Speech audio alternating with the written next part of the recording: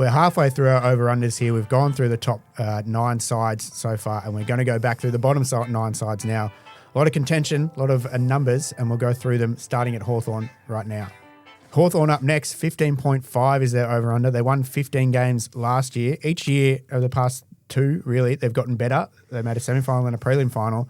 Do they get better again, Cav, and go past 15.5? I have got them going over, yes, but I'm not as confident as I am with some of the others.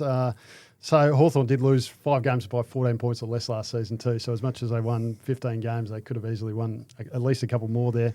I do like their list. Their backline's rock solid. There's plenty of avenues to go forward. Their midfield's a little bit of a question mark at the moment, especially with Will Day, who's hurt his shoulder again over pre-season now too. I think if he gets into their midfield, plays a full year, that will make it look enormously better as it did early last season with him in there. But without him, it's a little bit plain. Lost James Warple out of there as well too, which hurts. So, yeah, I'm a big Cal Shadir fan. If he can get himself fit as well, and he'll add plenty up forward, he can kick plenty of goals this year. So I think they should salute at the end of the day. But yeah, there's a bit of work to do for him, and mostly on getting Will Day fit. Yeah, lots riding on the fitness of Will Day. Doesn't look good at the moment. Yeah, if he was, if we were recording this a week ago and he wasn't injured, I'd be locking in Hawthorn over. But at this stage, I'll draw him back a little bit. I still think that as Cav said, their backline is really solid. All Australian Josh Battle and Tom Brass coming over as well. They've been fantastic additions. They probably played a little bit too tall in defence last year, so the push to get Josh Weddle up on the wing or into the midfield makes sense there. I think it'll be a really explosive addition there. Connor McDonald seems to be taking to the midfield rotation like a duck to water, so there are potential replacements for Day if he misses an extended period of time during the season. I think Warple leaving hurts, but their forward line seems to be pretty solid as well. It'll be interesting to see how they balance the 4 talls up forward, and whether they do end up playing with Ned Reeves as well in the ruck alongside Lloyd Meek. I think the ruck rules are built for a player like him. I've got them going over. I think it's a bit more questionable now that we know that Day is injured, but we don't know for how long. If he misses an extended period of time during the season, which he has in the last couple of years, that line becomes a bit more questionable. I won't let you go back and edit the video, so you're stuck on the over. I'm going over as well. I think Hawthorn, as a list perspective, might have the best top 30 of any team in the league, but their top 5 to 7 might be one of the weakest, if that makes sense. Their superstars aren't at the same level as some others, but generally their depth is extraordinary. Some of the players that didn't get a game last year were outstanding. I think that just helps them tally up wins during the regular season. They can cover any gap. As you said, they probably played too tall, maybe at both ends last year, and they were still managing to win most games. The midfield really runs usually pretty well. It's where they can be beaten, but I think they're good enough in there to win games, and they've won their last 10 in a row down in Launceston. They just win every single time they play there, so you can add bonus wins there each year. So I think they get to 16, and I think they get to 16 reasonably comfortably and get better again, as they seem to do every year under Sam Mitchell. Melbourne has a new coach. Stephen King comes in with pretty deflated expectations. Their over-under is 8.5. They won 7 last year. I don't have high hopes for them, Cav. I don't know either, and I've got Melbourne to be a lock for going under this line. So, Christian Petracca goes out. He finished second in their best and fairest last year to Max Gawn, who's still there. But Jack Viney's had some injury issues over pre-season. Clayton Oliver's out the door as well. So it's going to be a whole new look midfield. It's really Harvey Langford's midfield this season, but it's going to look a lot different. I think they've got some good young players that I like, but they're very raw overall. Brodie Mychek could add plenty to that forward line, but he's also missed a large chunk of pre-season, working his way back from that toe injury, foot injury. And that's a bit of a worry at this point with the age he's at as well. So I think there's quite a few other teams that will jump past the Demons, and I've got them finishing bottom 4 at this point. Yeah, I've got Melbourne under the line as well. I do think their biggest inclusion in the off-season is Stephen King. I'm a huge fan of his work across the time that he's been an assistant coach. I think he will work wonders with that midfield group, especially. But also, I think the game style last year was a bit stagnant. They just looked to bomb it long, kick the ball high. There wasn't any real emphasis with their ball movement under Goodwin. I don't think Brad Green was a fan of that game style either. No, I don't think so. So I think going with I think if they can be a bit more energetic, especially off the halfback through the midfield, getting the ball in the forward line a bit quicker and a bit lower, that'll certainly help. Adding Brody Marchek as a clear number one target will probably help Van Rooyen, who seemed to struggle at times with his consistency up forward. But then they're blooding the youngsters. They're giving guys like Harvey Langford, Xavier Lindsay extended opportunity through the midfield. It'll be good to see them rolling and trying to build this list back up to what it was, but I've got them going under as well. Yeah, I think it's time for a hard reset for the Dees, and that's what a new coach can mean. He can clear out a lot of those older players and send them either to different roles or to the VFL. So guys like Stephen May, who was told in the trade period he's not on the best team anymore, Tom McDonald, Jack Viney, those kind of players who have provided great service, they probably shouldn't be playing in their best positions anymore, which might actually make the team weaker, but it's better for the future. So I would be clearing out a lot of those players, sending them to different positions or sending them to the VFL and opening up time for youngsters, which is probably not going to help Melbourne on the scoreboard this year, but I think that's probably the right thing to do. And surely we've seen he's got a finger injury. Surely Max Gawn is due an injury at some point in his life. He's just an absolute machine. But if he goes down for a while, Tom Campbell's really their backup ruck, and they're going to be missing a lot of action if he's not there. So, yeah, I think Melbourne goes under, and quite severely. I think they're headed for the bottom four, like you think, Cav. North Melbourne is next. No strangers to the bottom four. The Roos, their over-under is 7.5. They won 5 last year, which was their best year since before we'd heard of COVID, which is a longer time ago than you think. Forest, surely they bounce up. Can they bounce up enough? I've got them right on 7. Oh, so I thought the line was probably one win too high. I thought 6.5. It's a real question there.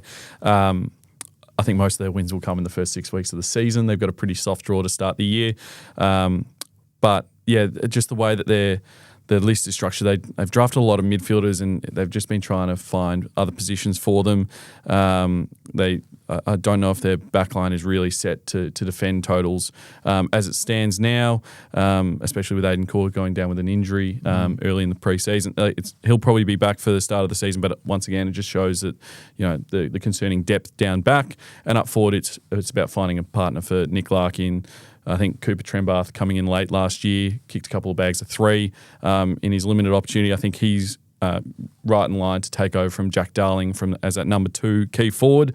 But you also got to blood the youngsters as well. So that's will continue to be a real focus for the Roos. That midfield is pretty stacked, but it's about finding minutes for each of them. Players like Finn O'Sullivan are going to be forced to play on the wing. Colby McKercher's been playing half-back, whether he gets a role in the guts as well. So I've got them going under, but only just. Definitely an improvement. Yeah, I'm not sure when this club is going to turn the corner and come good, because I just don't think it's going to be this year. And oh, come on, Cav, give us some positivity. And I think they've just got too many holes in their list still to turn the corner, as I said. So they've only won 8 games in the last 2 years combined. As you said, they haven't won this many games since Reece Shaw was coaching in 2019. Feels like a long time ago, doesn't it? It feels like eternity ago since they reached this line. So, as much as they've got a few good young players, particularly through the midfield and off halfback and all that, they've got a few good forwards as well. But I'm just not sure that they get there. It looks like a free kick, this one, to go the unders. Yeah, since 2020, they've gone 3 wins, 4, 2, 3, 3 and 5. That's university style, 3.3 per year. They stink, North Melbourne. They have for a very long time. And having said all that, I'm going the over. Maybe we should stop recording now so nobody remembers this. But for some reason, I do believe in North Melbourne. I think they have a very soft draw to start the year. So they'll pick up potentially 4 wins in their first 6, and then they're halfway to this over already. And surely they can do it from there. I think they should be shooting for a top 10. They should be looking for a wildcard spot. Whether that will happen or not, I doubt it. But I think they will get the over here. I think they're a chance to be better than all of us think. They have to be at some point. Somebody has to pick up a few wins in the lower half of the ladder. I don't think it will be them. But don't hold me to that, and make sure nobody remembers this, because I'll deny that I ever said it. Port Adelaide is next, another team that had a pretty shambolic end to last year. Their over-under is 9.5 wins. Last year they won 9. New coach at Port Adelaide. How's he going to go, Cav? Yeah, I kept the faith in Port last year, but I'm off them now. So only 9 wins, as you said, and they were probably lucky to get to that point. They obviously had the one at the end of the season, the Gold Coast one, where they did it for Kenny right at the end. Yeah, I mean, they've got some star players, Zach Butters, Connor Rosie, Jason Hall-Francis, Mitch Georgiades. Miles Bergman's going to go into the midfield this year, who I reckon will be really good in there and can have a real impact. But I think overall, yeah, the depth isn't there at the moment. They've got a lot of young players around the outskirts of that. And, I think new coach Josh Carr's going to have some challenges on the field and off the field as well, trying to keep Zach Butters and show him that there's a path forward with this group. Yeah, I think the new coach, with the addition of trying to fight for Zach Butters' signature, which will be a constant speculation point for the entire season, or at least until he re-signs, as well as trying to get a new system in, new young players, blood them as well. They don't actually have that many top end talented youngsters between sort of the ages of sort of 20 and 22 that would usually drive the club forward. A lot of them have been, mid-season, pre-season pickups. They're pretty open and honest about the draft class this year. They didn't want to get involved. So I think they'll be focusing sort of I think this is a free hit for Josh Carr. So I've got them going pretty confidently under the line. That can be a lock for me. I think I'll write in the piece that, there's no way they get to 10 wins. Yeah, I think the line here was at least 2 wins too high. I don't think they really get close to 9.5. And you can tell that the soft money is for over. I don't think they go even close. I think their forward line outside of Georgiades is pretty bad. Their back line is no good either. The midfield can be good, but then there's a lot of players running one way. Miles Bergman tries to stop that, but they don't really get the mix in there completely right. And I thought they were horrible in the second half of last year. So I'm locking in the under here. Ken Hinkley never went less than 9.5 apart from his final season, and I think that trend will probably continue. And the only things I'm really interested in Port Adelaide this year is Zach Butters' signature and Albert, their new dog. Otherwise, I don't really care about anything else. Sorry, Port fans. You guys suck at the moment. So not really interested. Another team that is also stinky, we're in a bit of a bad run at the moment, Richmond, 4.5 is their over. They surprised most by going over for this year with 5. That was a lot more than most of us expected, particularly Chris Cavanagh, who said that they would not win a game for the entire season. So are you eating crow here and going over 4.5? I did say that, and now I've changed. So I'm going the overs, yes. They did get to 5 wins last season, which surprised me, but it just showed that sometimes youth can do the job and pull off a few upsets, including against Carlton in round 1, which was a very memorable one. But I find it strange that the line's only 4.5 based on the fact they won 5 last year, and there's probably a fair bit of natural improvement to come. So all those guys that they drafted a couple of years ago as high picks, as Sam Lawler, excited to see what he can do this year, pushing into the midfield a bit more. They've got the third easiest draw for 2026 with double-up games against Adelaide, Carlton, Melbourne, North Melbourne, St Kilda and West Coast. So I think a few of those opponents they could beat once or twice. Just developing young side. I think they can. I don't think they're going to go much over that mark. Let me say that, but they could certainly get to 5 or 6 wins, I think, and that would be a nice little step forward on their journey to, developing this young group and getting up there in a couple of years' time. Yeah, I've got them 5 wins again. I do think it'll be a better 5 wins than last year, which doesn't really make sense, but I think the big losses won't be there as much.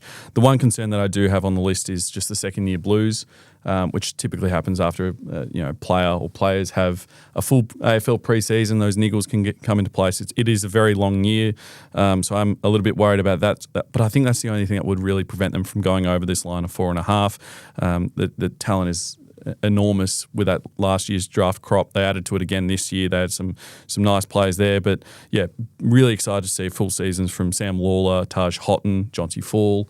They've got some really good youngsters. We didn't see Josh Smiley last year, who I know you were very big on. There is plenty of excitement around Punt Road. I do think that they go over this line, but not by much. 5 wins for me. Under for me. I think they're a lot closer to the 2024 team that won 2 compared to the 2025 team that won 5, if that makes sense. I think they're going to struggle for wins which is no surprise. I don't think any of us are expecting to win much more than 5 anyway. I think as a younger team, they're still going to be beaten up quite a bit. And even if they're a year older, they're still going to be smashed in a lot of games. And I think even if they win, say, 3 games next year, it might not be a worse season than 2025. I think they might show good signs. It might be better to watch, but I just can't really see where they're going to win most of their games, apart from, say, West Coast. So I think they're a team that wins 3 or 4. It goes pretty close to their over-under, but I think just sneaks under. They're going to battle again Richmond. And that's part of their plan. I think they'll be better for it. I think they'll have a good year in terms of growth, but it might not show up on the ladder when we look at the end of the season. St Kilda is possibly the most fascinating team in this over-under, and anybody looking at the season next year. They won 9 games last year. Their over-under is 12.5. They spent so much money that we couldn't keep count. Does that make them better than 12.5 wins, Matthew Forrest? I think it does make them better, not by much, but I think they'll edge over and they'll be playing in a wild card this year. The additions, Tom De Koning adds to the ruck line, whether they really needed it with Rowan Marshall there. I do think it is a bit of insurance for Max King, who can't seem to get healthy, being able to play Rowan Marshall or Tom De Koning forward in the absence of King if he doesn't get up. And then you also add in, Jack Silvani down back. I think throwing him into defence probably helps a little bit. I think Sam Flanders in the midfield is a big get as well. They do lose their reigning captain or former captain in Jack Steele. But I think, Flanders is probably an upgrade there in terms of a ball-winning midfielder. And then just the natural progression and improvement of their young list. Nazire broke out absolutely. We knew he was going to be a star, but he just took the game to another level. Whether he can go again to another level again will be interesting to see. But even if he maintains his performance from last year, he is absolutely in the conversation for a Brownlow medal. When I was at training last week, he had flames coming off the back of him. He was that good. So there you I'm go. scared of what he's going to do. Yeah, Brownlow, 40 votes season this year. He was unbelievable. Lock it in. No, I've got them going over, not by much, but I think they'll certainly be a better team than they were last year.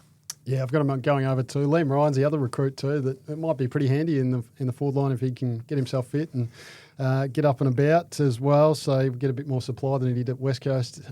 That's for sure. So I think Max King is a big one for me. As you mentioned, Matt, he kicked 52 goals in his last full season in 2022. We've seen what his brother Ben's done at the Gold Coast in the last couple of years. Obviously, Max didn't play due to the right knee issues that he had last year, and they've lingered as well, which is unfortunate. But if he can have a good run at it and really spearhead that forward line, then the Saints shouldn't have a problem going over, but that's a big if, isn't it? Yeah. So since starting in 2019, they've gone 9, 10, 10, 11, 13, 11 and 9 in their wins each year. They're always mediocre. And I think the spending spree maybe bumps them up a tier from mediocre to okay. I think they probably win 13 and sneak in. I think they're a wildcard team. They have wildcard written all over them to me. They probably finish 9th or 10th and a bit like GWS are battling it out in that first week of September. It's going to be the first week of September, isn't it? Yeah, we'll see them there. I think them and the Bulldogs and GWS just screen that position to me. Sydney is a club that could be around that mark. 14.5 is their over-under. Last year they won 12, so they're going to have to improve, but they got Charlie Curnow to stand in the goal square. How much better does he make them, Cav? I think a fair bit, but I've still got Sydney going under for some reason. When I've gone through and done the ladder predictor, I'm just not sure about the Swans. So, obviously Charlie Curnow comes in, Logan McDonald comes back hopefully too, who's a virtual recruit after missing all of last year through injury. Hopefully you get Tom Papley and Errol Goulden back for full seasons after they missed a lot of footy last year. But it's a close call, but my gut just says they just missed this mark and then maybe another wildcard team as well.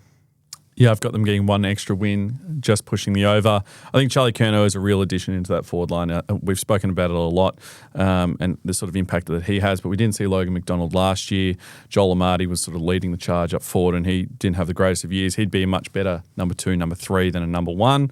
And then I think the back line, there are some question marks over, but you get a full season out of Errol Goulden, which obviously this time last year he had broken his ankle and he was out for most of the year.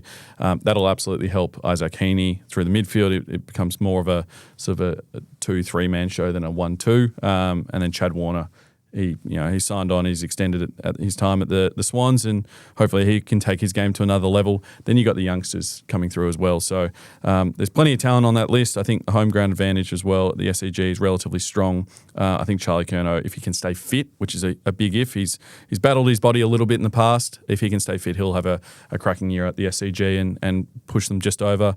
Once again, got them going in the wildcard. Yeah, Swans went 6-2 in their last 8 games last season. A lot of that coincided with Errol Goulden coming back. They had a bit of a softer draw in that run, slightly, but they still beat Brisbane. They still beat Fremantle in that sort of collection. So I think they're closer to that team. And they went 5-6 at home last year as well. So I think they bumped that up, changed that to sort of a 7-4 or something, and they're going pretty close to this over-under. So I think they get there. I think they're going to get over. And I think they'll be right in the premiership mix again. I'm pretty high on the Swans next year. For both of you, over or under Charlie Curnow, 45.5 goals. Oh, over if he plays 20 games. Well, don't okay, I'll go. You know what? I'll stick with over. I'll stick with over. I'll go over. I think he'll be licking his lips with some service from Errol Goulden, Isaac Heaney, Chad Warner coming out of the midfield. I think that'll be a bit better than he was getting at Carlton. So, yeah, he should go over. Yeah, I think he gets closer to 50 than 40. So, good luck to him. Good luck to defenders trying to stop him if he's on the lead, and Errol's looking up to try and hit him on the chest. That one's going straight through his chest right there. West Coast is next. Talking about teams that absolutely smell. They were horrible last year, won 1 game. Their over-under is 2.5 all the way down. Surely they can't go under that, can they? Yeah, like you said about Port Adelaide, you don't really care. I don't really care about West Coast much, apart from 3 players, Harley Reid, Cooper Duff-Tytler and Willem Duursma. I'm excited to see how they go. But no, apart from that, it's going to be a tough year again. A lot of late Sunday games that you're not watching, Kev. Exactly, yes. You're a bit over it by that point of the weekend sometimes. But I think the only way's up, really, hopefully, for West Coast. I've got them going over. Only 1 win last year, averaged 64 points a game, which isn't going to win you too many matches. Jake Waterman's a big one. If they can get him back and fit again, he kicked a lot of goals a couple of years ago, I think 54 goals or something like that. So, yeah, missed most of last year, unfortunately. But, yeah, surely Harley Reid can drag this young group to 3 wins maybe, I think. So just got them going over. Love the confidence. Yeah, I've got them going under. I do. How many have you got them on? I see them doubling their win total from last year. So from 1 to 2. Yeah, I just don't see the real talent. Obviously, lose Oscar Allen. I know that he had an interrupted year. He was thrown back, thrown forward, but that created a lot of uncertainty around the squad. But yeah, a lot rides on Waterman up forward. Job Shanahan, I think, is going to be an absolute star, but he's still very young and quite raw. The back line, there are a few question marks. I know they added Tyler Young and Brandon Starcevic there. But still very leaky down back. And then midfield is pretty reliant on Harley Reid and a bunch of other youngsters. And you've got to remember that Harley's barely out of his teenage years as well. So, yeah, there's plenty of question marks, plenty of holes in that list. Not to mention their sort of ruck component there. So will it be Cooper Duff-Tytler lining up round 1 in the ruck? Who knows? He's probably the most talented ruck on the list. But, yeah, there's just a whole heap of question marks. I think it's going to be another year of development. But in a positive spin, doubling their wins. Yeah, I tipped him to go over, only on the basis of history. So 9 teams have won less than 3 games in the 21st century, and only GWS went back-to-back at less than 3. So it's extremely rare to be that bad 2 years in a row, and that was obviously GWS when half their team were 17-year-olds and the other half was Dean Brogan and a Washlick Power. So I think they probably get the over, but 3 wins looks like a long way away to me. It looks like it's going to be a really tough year. I mean, surely they have to be better than last year. You couldn't really be worse unless you started fielding Matt Forrest at full forward. So there are worse ideas. I think they're going to have to go over and get to 3 wins probably. Final team is the Western Bulldogs. 13.5 is their over-under. In the past 3 years since the introduction of Gather Round, they've won 13.3 games per season. So they're right on the mark here, those odds makers. They won 14 last year. How do they go, Cav? Yeah, another line ball call. I've got them just going over. The defensive end does concern me for the Dogs. Rory Lobb's another year older. There's not much backup for him if he goes down. They didn't do a lot to fix it, did they? They didn't do a lot to fix it. They obviously looked at the guys like Jack Silvani in the trade period, didn't land him in the end. So they've got a few issues down there. But then again, if they need to have a few shootouts this year. Can they win? Yes, they've got the midfield to do that with Bontempelli, Liberatore, Ed Richards. They were all unbelievable last year. You've got Sam Darcy and Aaron Norton up forward as your key pillars, and they're a very formidable pairing. And then if Cody Waitman can get his body right and get back to full fitness, he could kick 40 goals this year. So that would be another big boost. So I think they can return to finals after narrowly missing last year, and that would mean that they go over, I think. Yeah, wild card for me, but I've got them going under.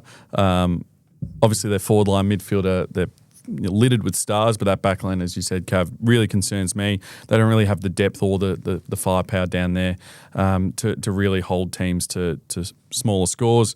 It's going to have to be shootouts up forward, which they can absolutely do. I think Sam Darcy's going to go to another level. They've got some guns around him. Aaron Norton, had some games last year where you thought, oh my God, this guy's the number one key forward in the competition, but he can also go missing a little bit. That midfield is rock solid. They've got some absolute stars there, but the depth, again, the sort of 18 to 23 players, it's a real question mark on who really fills those gaps. We saw Joel Frazier come through and become a very handy addition, whether someone like a Lockie Jacks can do that from the VFL team going into the AFL team, add a little bit more depth there. I just don't know how strong their 25, 26 players that they're going to rotate through a fair bit are. They're quite top heavy for me, so I've got them going under. Yeah, I have them over, but probably only just. Their worst loss last year was 21 points, and they only lost 3 times after Sam Darcy returned in round 14 from his knee injury. So adding him into that forward line, I don't know if you're relying on Sam Darcy being fit. Is that a concern? But if he plays, I think they win more often than not. And the 3 losses they had after he came back, the worst was 15 points. So they're always in games, the Bulldogs. They do break your heart a lot, so they might break my heart, but I think they probably get to 14. Last year when they won 14, it felt like a disappointing season. So I think they probably get there and maybe over that again. But they're another club that just screams wildcard. They seem like an ultimate wildcard club given their position, finishing the last 4 or 5 years under Beveridge.